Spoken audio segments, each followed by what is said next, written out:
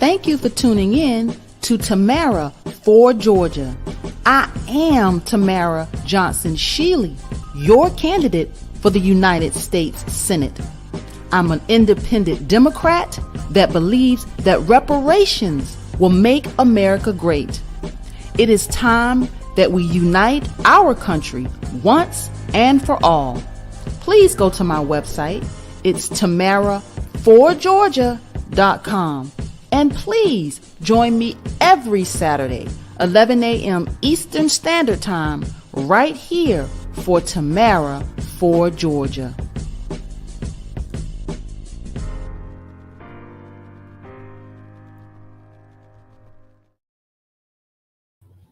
Good morning. Good morning, good morning, good morning. I am Tamara Shealey, y'all, and it is a beautiful, bright, sunny morning here in Georgia, but I'm going to tell you, it is cold. And if we say it's cold, it's cold. We Southerners. This is too cold for us. I saw some flurries this morning. But thank you for joining us on the broadcast. We're going to have a very interesting discussion this morning. It is the 5th Saturday, y'all. 5 Saturdays in January, y'all. We're almost into February. I just can't believe how quickly this month is gone. Like, it's gone. It is a wrap. We are moving into February next week. Lord have mercy. Slow down. But we are 4 months away from our race to the United States Senate. So I am excited about that. But I wanted to talk this morning, y'all, about something that is, I think we need to have a bigger conversation. And I invited someone that I met in them Clubhouse streets, because I spent a lot of time on Clubhouse, and I invited someone that I met on a day, y'all, where I was having a moment. Yeah, I'm gonna tell you, if I can tell you, as a candidate running, and I've run not one time, not 2 times, not 3 times, not 4 times. This is my 5th consecutive run for office, and I was in a room where they were praying, and it was the pastor. And you know what? I needed that. And I found some really good people. And struggle and stress is a conversation that I wanted to have. I met a wonderful woman, Miss Nichol. How are you? How are you, the Tamara Shealey? I am doing wonderful. Senator from the great state of Georgia. All right now. I feel it in my spirit. Amen. Amen. And I receive it. Amen. Amen. Can I just say that I celebrate and honor your vulnerability? Being in Clubhouse, being on any kind of social media, people want to fake it until they make it. They want to pose beside somebody else's Lamborghini and somebody else's Bugatti so they can look like they have it all together. And then for real people like us in the world, we think it's always all together. And we're the only one that's struggling with any kind of stress and strain and overwhelm. So thank you for that. I call it when people, for me, I'm a rat. And I love when I meet other rats because it makes me feel more engaged with them. And a rat, in my definition, is relational, authentic, and transparent. A rat. Introduce yourself, Nicole. Nicole Mills, the anxiety coach. She is a friend of mine now.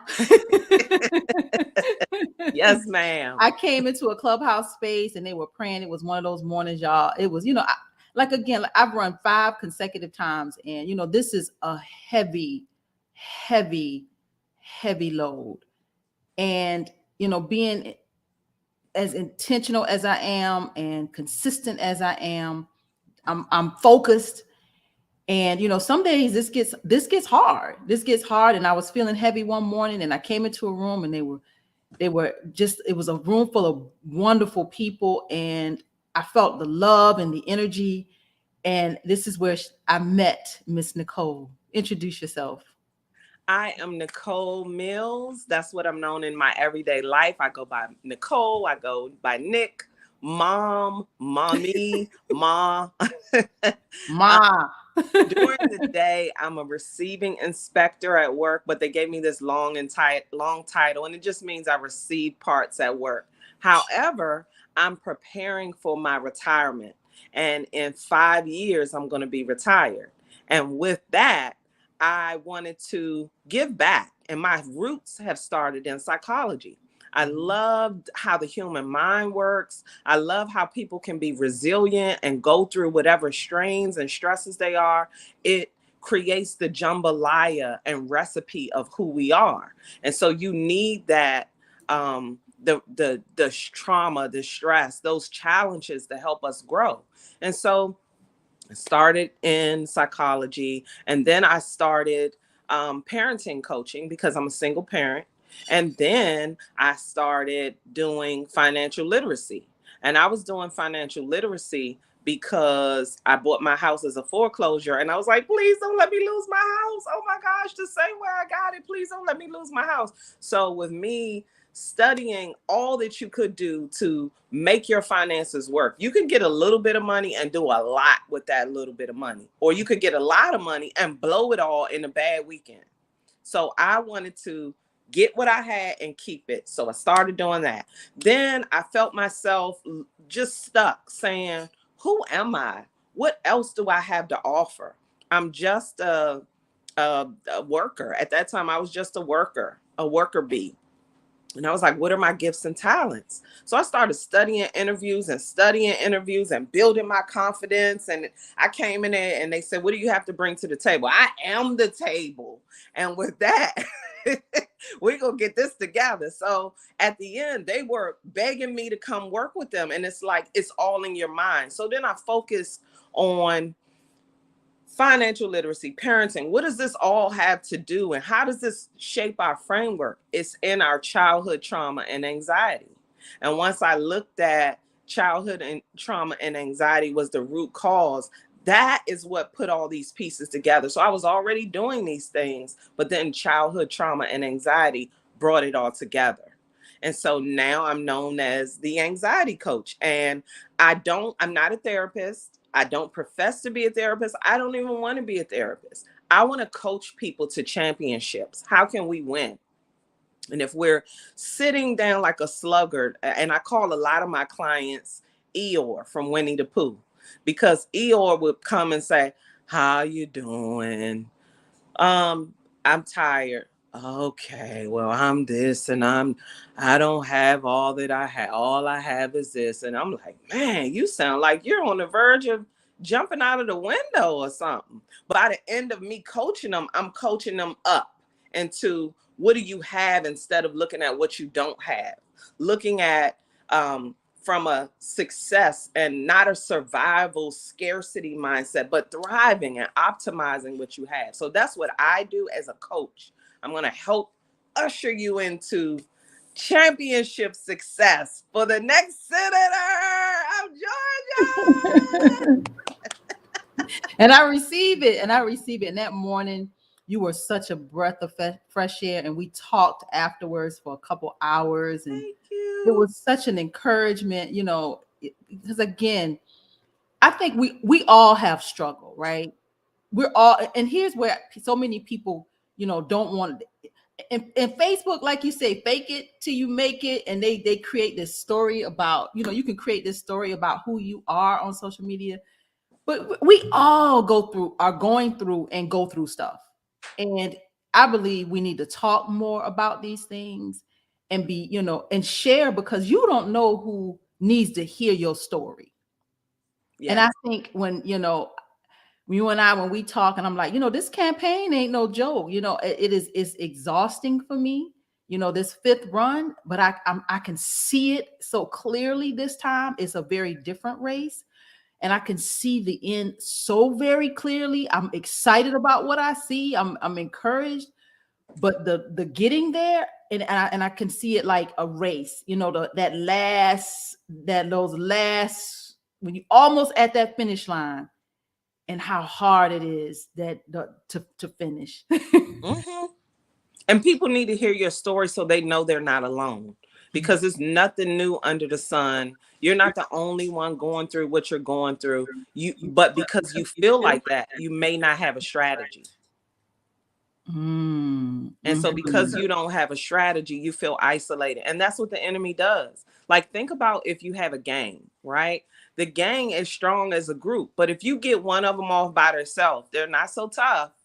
And so the enemy wants you to get by yourself so he can whisper things in your ear, so that he can have you nervous and disoriented and doubting. Because when you take a test, you have true and you have false. But once the enemy inserts multiple choice, true, false, both, or neither, now you're like, I thought it was true, but maybe it's not true after all.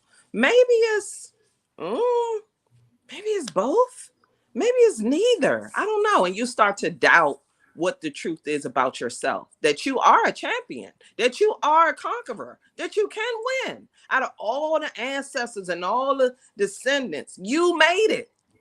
Out of all the sperm, you swam to the top. So if you can do that, what else can you do? And if you give up on yourself, then other people will give up on you too. So other people are going to be on their team. Who's going to be Team Tamara? Who's going to be Team Anxiety Coach? I'm going to be Team Me all day, twice on Sunday. You said twice on Sunday. Yes, man. We all go through, and see, this is where again, and in the Black community, I think we have we have so much trauma, so much generational trauma, and we don't talk about it. We don't talk about it, because one thing I think I've learned from is when you don't talk about it, it doesn't go away. Yes. It's not like even when you don't talk about it, it's not there, because it's still there. And we carry that as a people. And because I don't know whether it's pride for us as a people, or our survival mechanism, like you don't talk about this stuff. You kind of sweep it under the rug and you keep going.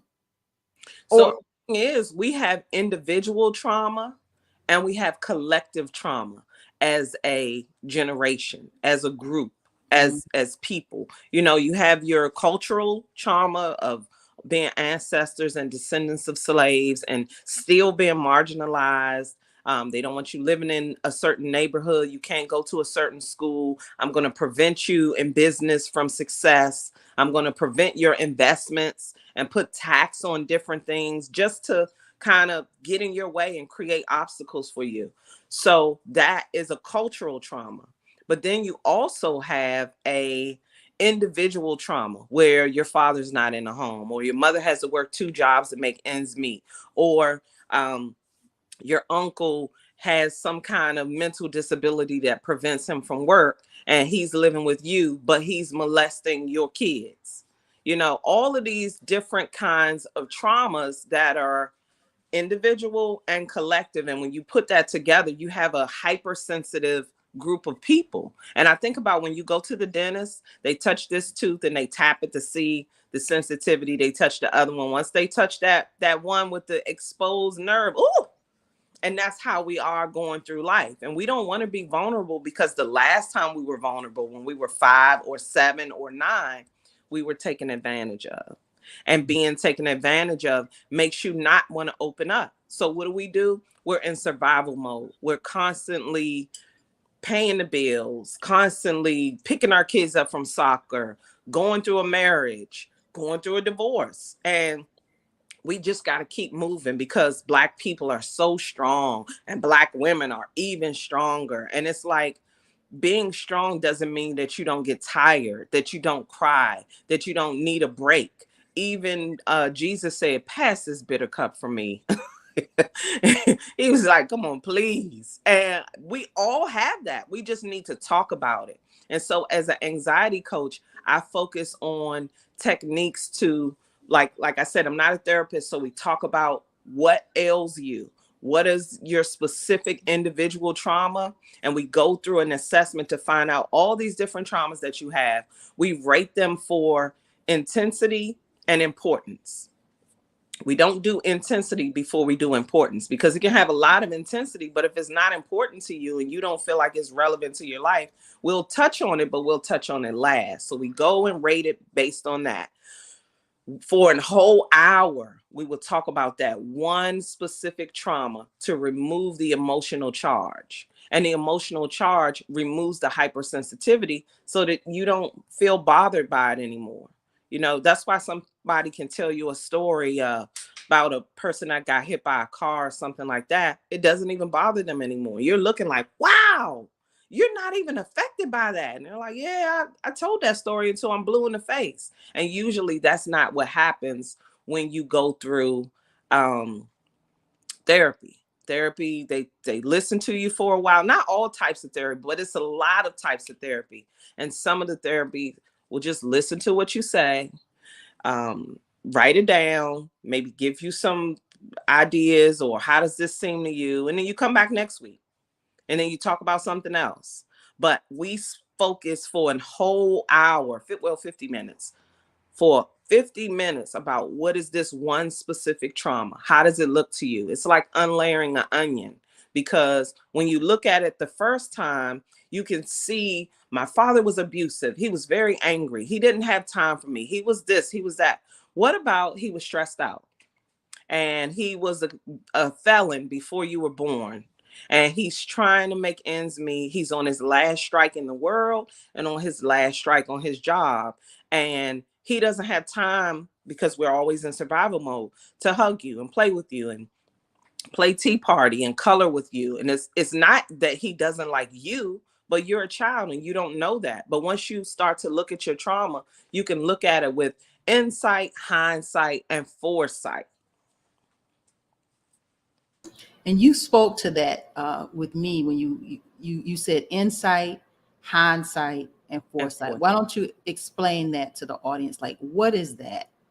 So when you are hurt or anything happens in your life, we move on, we move forward. But in hindsight, you look at, for example, if you had a bad breakup, if you have a bad breakup and the person cheated on you, you look back and you say, hey, wait a minute, maybe I wasn't home enough, or maybe I worked too much, or maybe it was this, or maybe I left him alone with my best friend. I wonder if they, so that gives you hindsight, because you can look back retroactively and see different things that you weren't able to see while you were in the moment. And it gives you insight to say, oh, well, maybe that's why this happened. Maybe that's why. And you can kind of reason it a little different. And then that gives you foresight to look for different clues going forward. I always highlight red flags. There are things that we pretend not to see. And so when we're hurt and we're damaged and we feel vulnerable, and we get certain benefits from playing the victim. When we're the victim, he did this to me, he cheated on you, girl, well, you better off. And so we want to get people on our team, as opposed to understanding what happened, because we always look at our trauma. We never consider other people's trauma. When people do things to us, we look at the impact of what they did to us. But when I do something to offend or hurt you, I will hope that you look at my intention. And we need to extend that same compassion to other people to look at their intention as well. And that's hard. It is. That's probably the hard part right there. It's like, because when you look past your own pain and looking at this other person and maybe possibly seeing them in a different light, it's kind of like you got to let some of that go. Yes. Yes. Yes. Because it weighs you down. Mm-hmm. And then the root of bitterness comes in and it messes up your business. It messes up all types of relationships because you're thinking that everybody is trying to hurt you. I don't know. I think he wants something from me. I know he's going to expect something. Or the last woman that I trusted, this is what happened. Or she reminds me of my sister. What's your sign? And that's why people want to know, well, what's your sign? So they can lump you together and prepare their survival tactics so that they're not hurt. That's why you find a lot of people that are looking into astrology and numerology and a lot of mystics and different things like that, because that's something you can control with the cards. You can predict what's going to happen. Watch out for this. I got this card and it says, you're going to meet a stranger. When God has a plan for you, he don't tell you what the plan is, because once you know what the plan is, you don't say, oh, never mind. I don't want to do that. I ain't know that all that was involved. I got to do that. I don't even like him. You want me to... So he can't reveal the plan to us. But with astrology and numerology and all of that, you can kind of predict. Okay, so you're a Leo. Okay, the last Leo I met, they did like this. Okay, so you a Scorpio. Oh, I got to watch out for you. They say y'all freaky. You a Gemini, so you crazy. So you got many personalities, and you lumping these people together with these stereotypes based on something that is said on some paper. You can look at a lot of pieces of paper. It's not going to tell you nothing about Nichol A. Mills. I'm an experience, and you have to experience people, but we shut them down early by just looking at what it says on paper. Yeah. I'm going to put some comments on the screen. He says, Negroes definitely suffer as a people, stressed and under the most pressurized lineage therapy because of the trauma that we've been through, this from slavery through the Jim Crow era. My grandmother, and I remember this as a little girl, that she talked about one of her brothers, and I just kind of remember pieces of this story, but something happened, and it was something about the chain gang, and I'm like, it's like this stuff that lives inside of us that she couldn't even really articulate. And as a little girl, I didn't understand, of course. And I just kind of have these little memories of some of the things she said to me, but that lived inside of her. And I'm sure some of that is inside of me. Mm-hmm. And We're also carrying with her piecing together, with you being at this age trying to piece it together. Mm-hmm. Just imagine if it happened and she was at a younger age trying to piece together what happened. And then to carry it on. Like, I don't know all of the intricacies and the logistics of what happened. I just know it was a night, it was some fire, and then my brother was gone. That's all I know, and just that trauma. And then when you grow up, you realize, oh my gosh, the Klan came and got him. But what I want to highlight is, just as a people, even if you grow up in a 2-parent household with everything awarded to you, and that can be a problem too, because some people just give people presents and give people gifts without giving them time. So when you grow up as a parent, or not even as a parent, you think, okay, I'm supposed to do a bunch of shopping because things and gifts are what gets me noticed. Things and gifts are more important than who I am. And you get other people, if they were molested, now they want to show their body off because their body was used inappropriately too early. So that's what their association is going forward. These are the formative years, and we start to shape our view of the world. The world is safe, or the world is unsafe. And these are the things that I should do based on what I've experienced as a child. So what I was saying is, you have the cultural, if you have 2 parents, you have everything you need, but then you also have individual.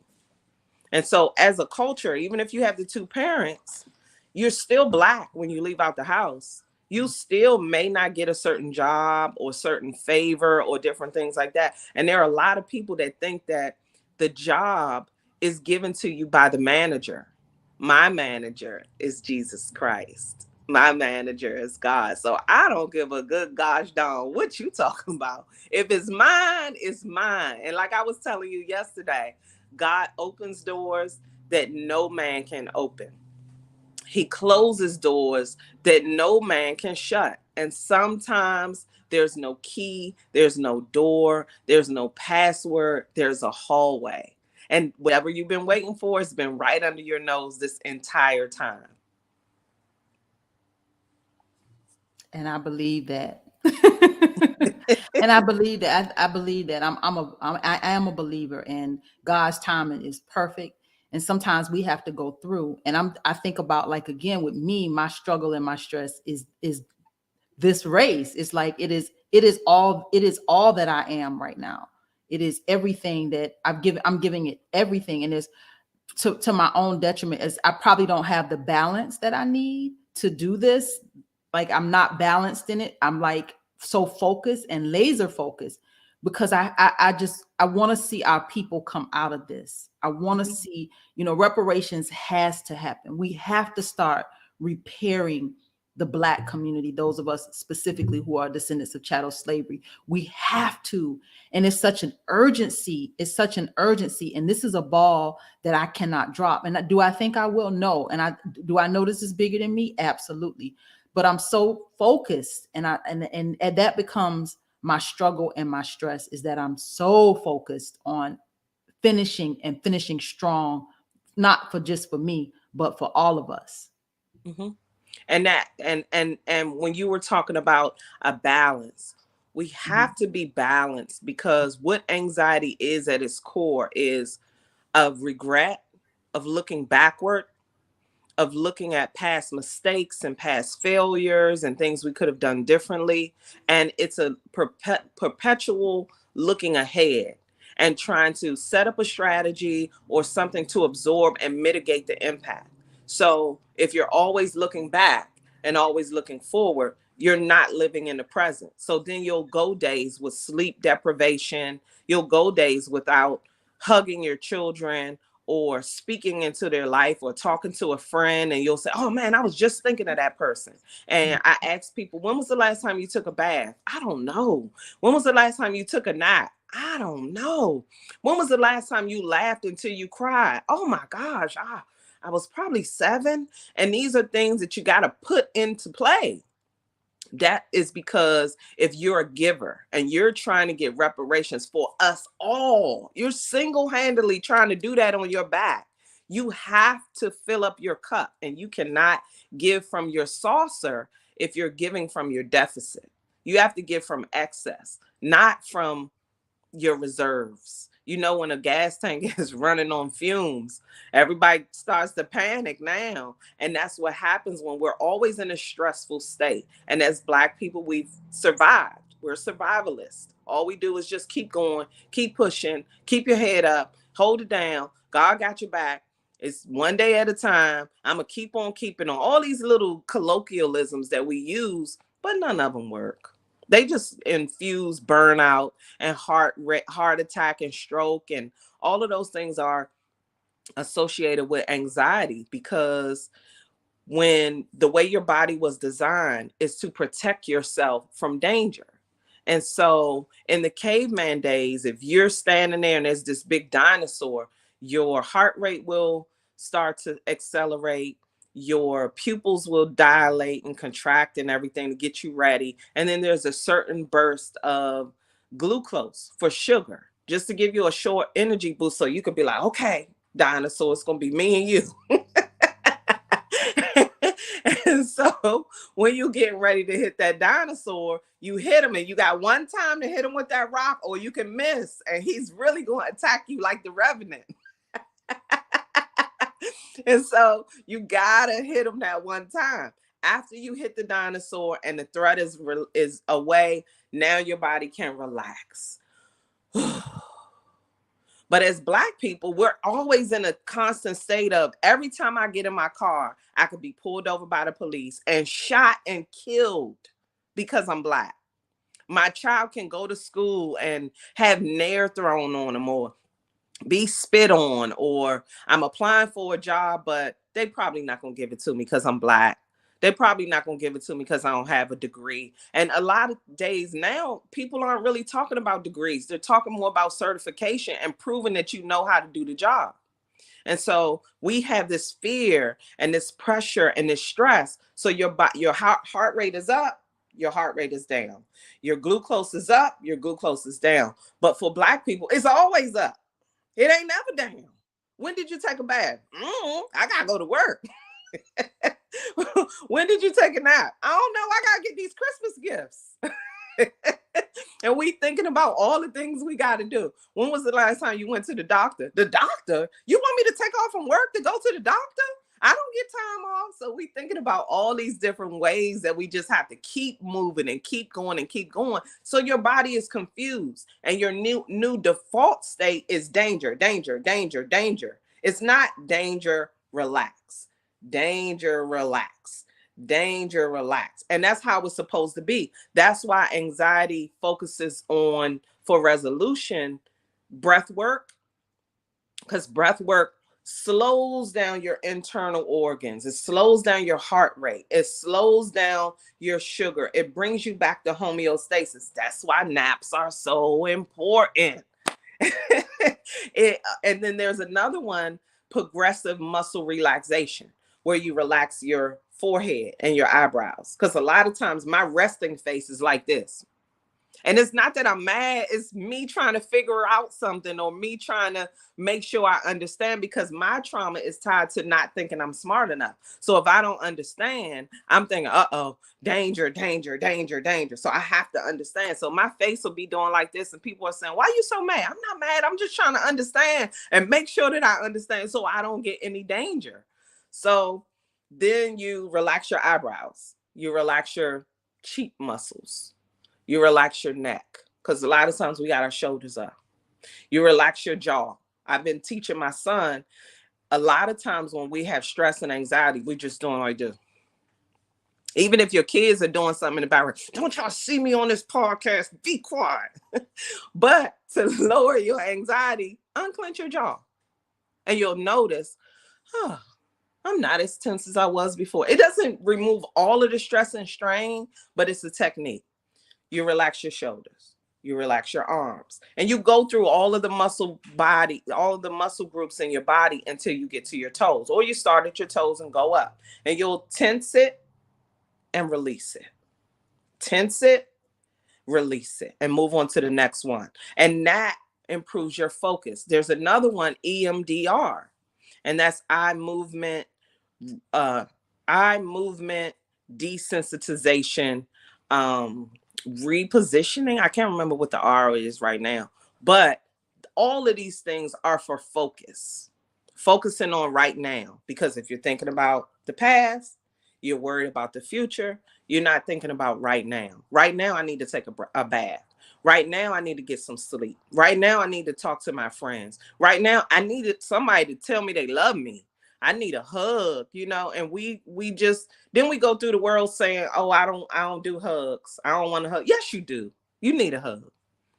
Yes, you do. It improves your spirit. It improves everything about you. You need a hug. Yeah, so, that hug thing. Let me tell you a quick little story. I haven't been out there on the campaign trail like I've been in previous races due to this, pandemic, and it's cold. So I haven't been out there, but I had an event just the other day, and I was so glad and so happy to be amongst all these people. And there was a lady who I had talked to on the phone, but she and I had never met in person. And we hugged, and it was, I don't know, I hugged her and she hugged me, and she held me and I held her, and it just felt like a release. I don't know what that was. And I told that was the whiz. That was, when I think of home, I think of a place Love overflowing.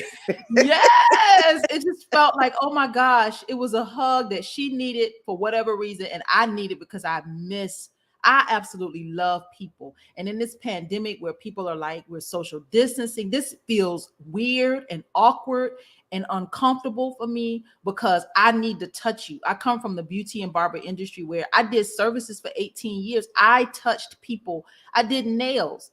So I'm touching your hands, I'm rubbing your arms, I'm touching your feet, I'm rubbing your legs. Like I am touching people, and I miss that. I miss that. So you're speaking my language when you're talking about the power of touch and Yeah. hug and feeling people. Yeah, people go all day long and just wake up. Like I said, in survival mode, get up, you're late for work because you don't really feel like going. We procrastinate on things that we don't want to do. If you got to pay bills, if you got to clean the bathroom, if you got to write a 15-page or 50-page dissertation, anything that we don't want to do, we don't feel like doing that. So we're going to be late. I don't feel like going to work. I'm going to be late. But things that we get excited to do, we deprive ourselves of that. I love comedy. It should be no reason why I don't look at a comedy, a comedian, or something to bring me joy every single day. But for years, I was coming up with excuses because I was in survival mode. And so if it's something that brings you joy to be around people, you need to be on a Zoom, a Skype, a hug, and somehow somebody need to get a hug.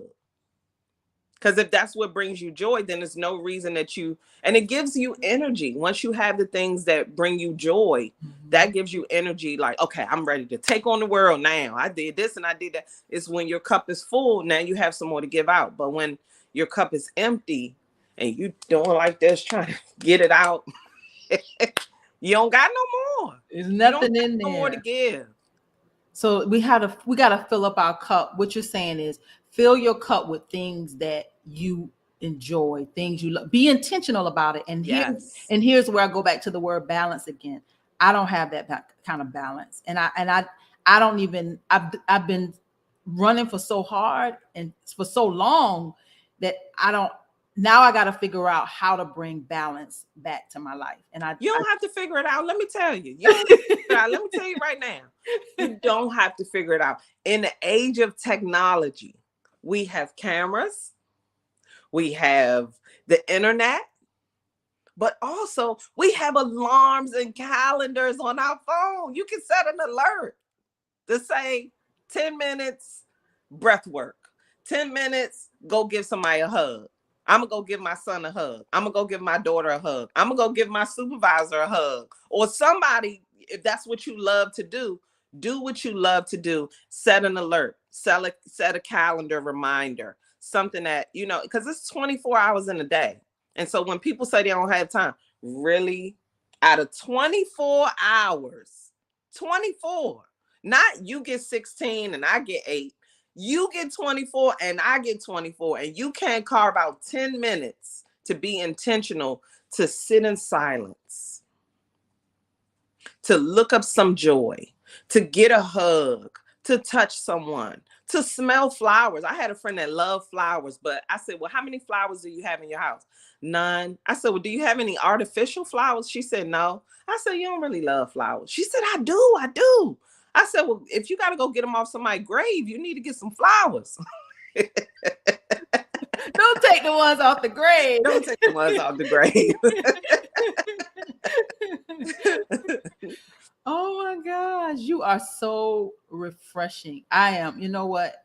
God knew who to send in that moment where I was feeling heavy, and I'm like, oh my gosh, this campaign, it is so much work that needs to be done. We're doing it all at the same time, and it's a struggle, and I was feeling stressed. You have been such a breath of fresh air.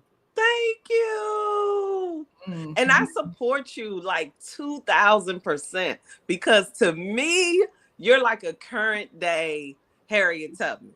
You got your shotgun, you got your gun in your boots, and you ain't going for that.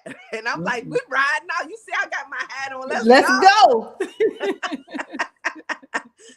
And we coming for what's ours. All of it. not the remnants of what you think we should have, because you don't get to decide, but we need all that's due us. And I appreciate you and honor you for that. And I honor you for trying 5 times. If you got to try 11 times, keep doing it. But I believe that breakthrough 22 is for you. I'm a poet and I ain't even know it. Hey. I receive all of that. I do, and I can see it, and I know it, and I see it. I can feel it. This race feels very, very different to me, and each of them have done something or felt different to me. But this one, I feel something. I'm claiming it, and I'm walking in it. But I've given it so much that, you know, along the way, this journey has been my struggle and my stress.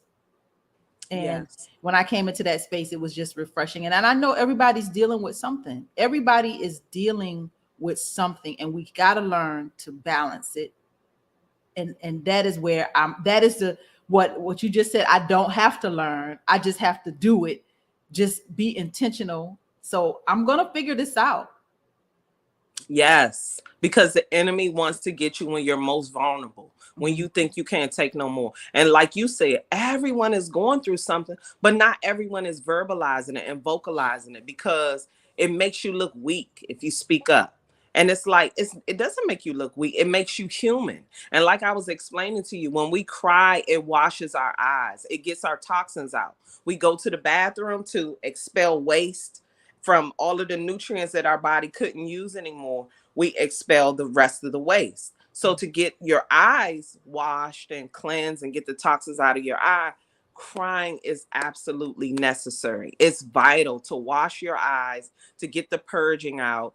And that's why your eyes will get heavy. And when you wake up in the morning, it's a brand new day. And that's why I always say that weeping may endure for a night, but joy comes in the morning. Depending on your relationship with God, depends on how long your night is. And literally, when you finish crying, you feel brand new. You got a whole new perspective because your eyes are fresh now. Your eyes are brand new because they're clean. And I carry my stress in my shoulders and behind my eyes.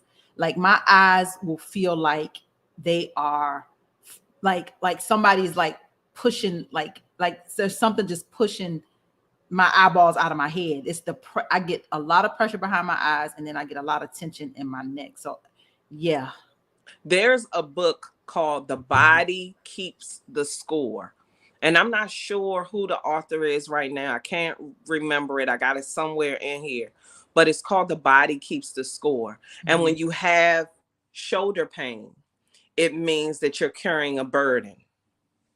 And it's connected to trauma. When you have to carry a burden. If you have heartburn, it's heartbreak. If you it's unforgiveness that's in there. So if you have, the pressure on your shoulders, you got a big shoes to fill and a lot to do. And so that's what that stress and tension is. So progressive muscle relaxation may work for you, where you just tense your shoulders, relax your shoulders, tense your shoulders, relax your shoulders. The eye thing, maybe, I don't know, I wasn't there. Maybe you witnessed something at an early age that associates trauma with eye pain. You saw something either in person, on TV, a dream, something with your eyes to cause this pain and pressure to resurface. Maybe you can connect with the slaves, and that's why the reparations are so important. Maybe you saw something in a vision to connect you with your mission. Now you're gonna have me like, oh, like what is this? Why? And it is like literally, it feels like my eyeballs are just like they're so like they're rocks. They're hard and they hurt. My eyeballs hurt. That's where I feel it. Mm-hmm. And you're gonna make me look at, like, really look and pray and really try to understand this. Let me tell you why you should. Because anything that we have, if it's diabetes, if it's anxiety, if it's worry, if they tell you you have cancer, you should be an expert in it. Because when you go to the doctor, they're going to tell you any and everything. So if I told you something and you want to look into it, you need to be an expert. You know why? Because it affects you. And so you can't just let anybody tell you anything. You got to go back and look it up and make sure it's right. And is it on track? Does it align with your experiences? And then you reflect on what happened to you during your lifetime and see what can you take out. Because I always tell people there is things that you can use and things you can't use. Take the meat, spit out the bones. Yeah, you got to go to her website, anxietycoach.net. God knew that room that I was in. There was there was a lot of amazing people, but it was something about her. I don't know what it was. God knew it's bigger than me. And she and I connected. We've talked, and as I run this race and finish this journey and get us to Washington, because we're going to get us to Washington. I'm already in Washington. Okay, you already there. Look, I can't wait. Look, I'll be like, hat and my shotgun. I'll be knocking on your door. You home?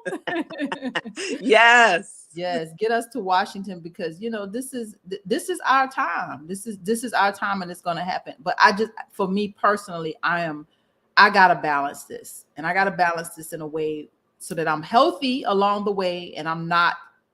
This is my struggle, but I have to balance the stress of this. I don't think people understand the magnitude of running for office. I can just tell you that it's tremendous. It is something you give up. I had to give up a lot of things to be able to do this and do this 5 times. So it is truly it has been my stress, and some days it's better than others, and I'm like, okay, but that day God knew that I needed a friend, and I call you a friend because it's like I needed somebody that could just kind of help me to see that, okay, you can, not that I was struggling with doing it, it's just, how do I balance this so that I'm not so one-sided with my efforts. And when you are depleted, it takes away from your creativity. It's hard to think about what you should do when you have your basic needs that you have to meet. You have to worry about your security and your health and your safety and your mindset and all these other things. And so the enemy knows what your weaknesses are, and he'll try you. And when you were talking about the things you had to sacrifice, it reminded me of fasting. I fasted a lot in my life, and I don't fast for any other purpose except for to remove temptations that stop me from having a fruitful relationship with God. And so when I fast, at the end of every fast, there's always a reward. There's always a reward. So when you sacrifice something, the things that you don't need, the things that are of lesser importance, for those things that are more important, there's a great big payoff. But you're not doing it for that. And that's why the payoff is so great and so grand, because you're not doing it for what you're going to get in return. You're doing it because it's the right thing to do. It's what God told you to do, and it's what makes sense. I'm totally being obedient, because this is a calling. For those that may not know, I come from the beauty and barber industry, and that's an industry where people, my job was to make people feel good, and I felt good. I enjoyed my work. They enjoyed me. It was it was reciprocal. It was like, it was an exchange of that energy. I tell you, when I hugged that young lady, and it was like the same kind of exchange when I went to work every day. But politics is a strange beast. This is not it's a level of wickedness that comes with being in political spaces. And it's like, it ain't the same kind of energy at all. I fight. It's like you fight, and you have to work through, and you gotta figure stuff out. You gotta hear people, you gotta hear what they're not saying, and look at what they're doing. And it is very different from the world that I was comfortable in.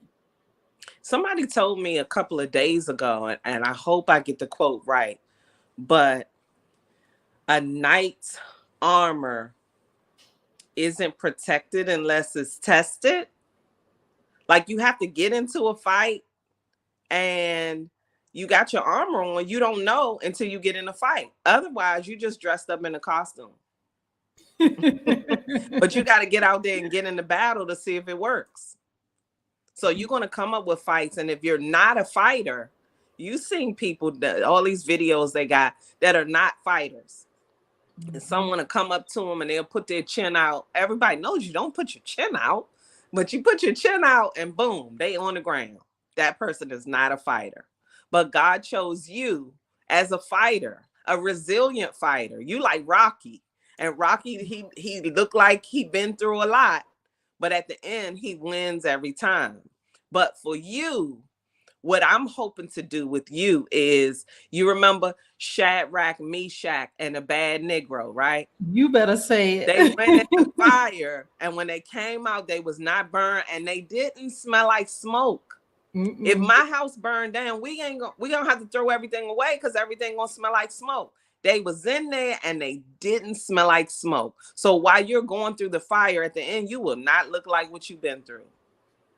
It won't be no evidence. You're going to be either Shadrach or Meshach, but I see you as a bad Negro.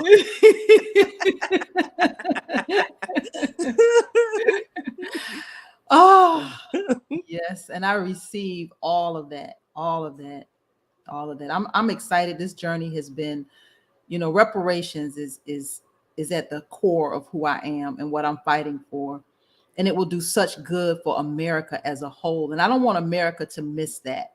That's the part that, I'm hopeful that white America will see, that when we're all supported with this, it's going to help us collectively. This is for all of us.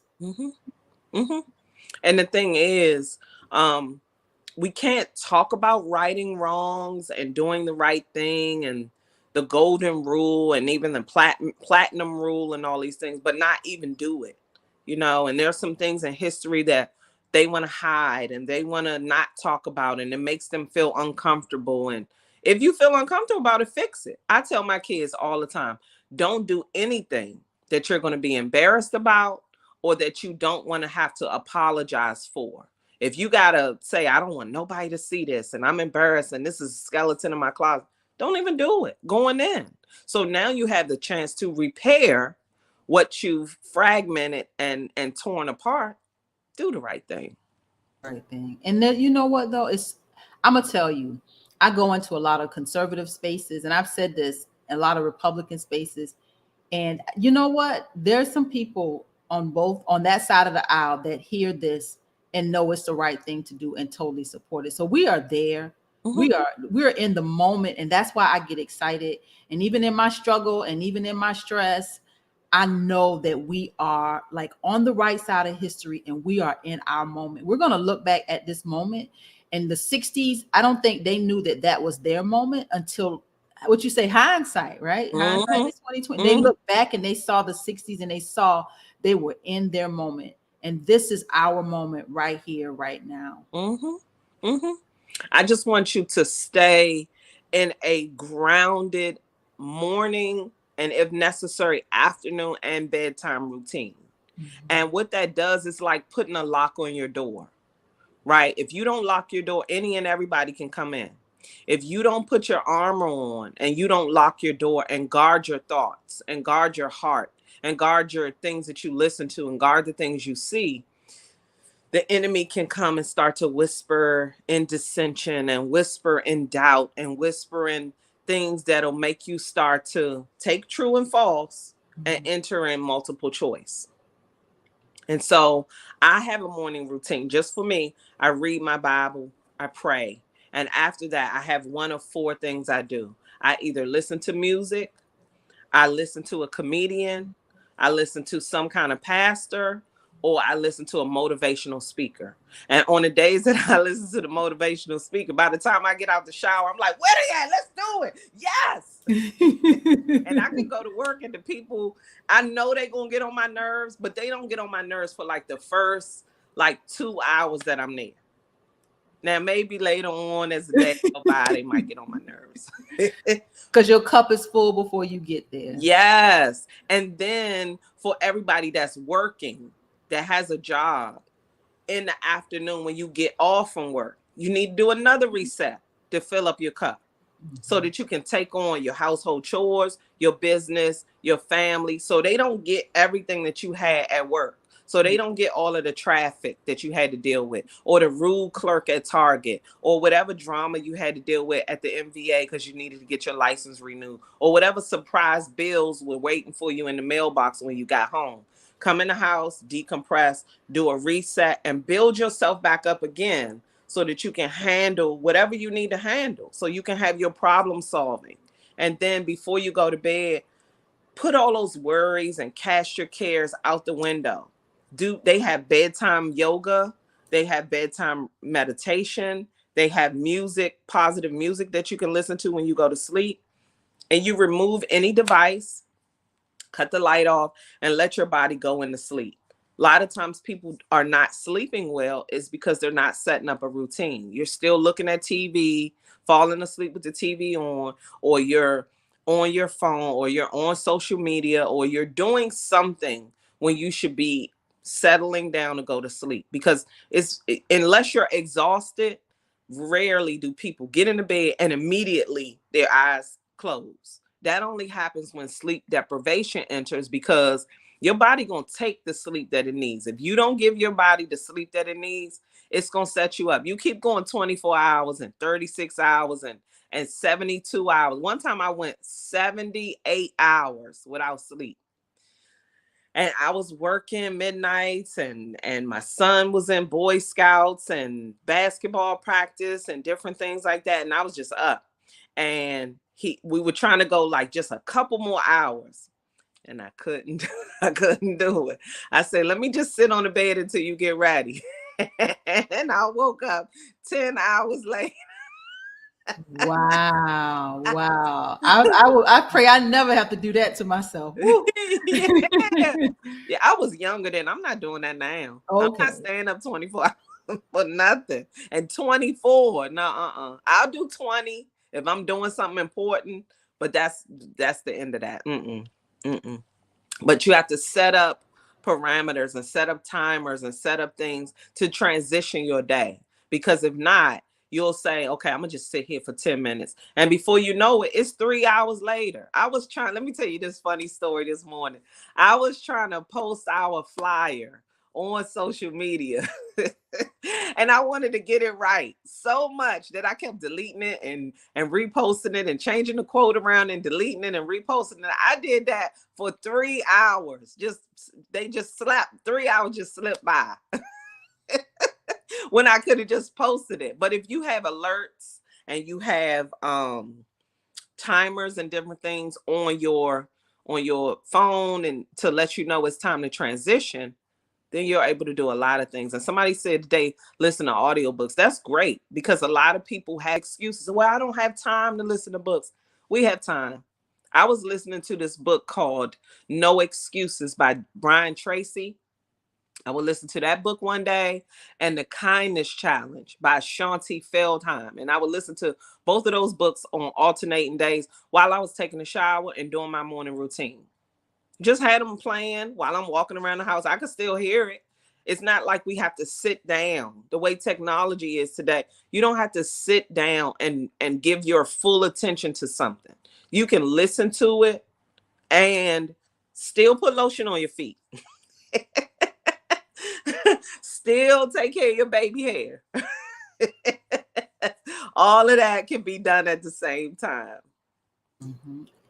I just want to say thank you for gracing us with your presence and being such a support to me. I needed you, and you were there, and I'm going to hold on to you as we continue this journey to the United States Senate. Please tell everybody how they can contact you. Yes, you can contact me by going to anxietycoach.net. You can also go to my Instagram, which is anxietycoach_Miss Nick. You can reach me on Clubhouse as Anxiety Coach. But if you look for Anxiety Coach and look for my face, one way or another, you're gonna find me. Yes, y'all. I just want to say thank you for joining me, and I'm gonna stay. We are connected. Yes, Yes, we are. And I'm gonna help you fill up your cup if I gotta pour it out for my salsa. Ooh. We got a race to the United States Senate to win. Yes. Thank you, everybody. We will see you next week. It is Black History Month. Stay tuned. I will see you guys next week. Have a great one, everybody. Hold on a minute.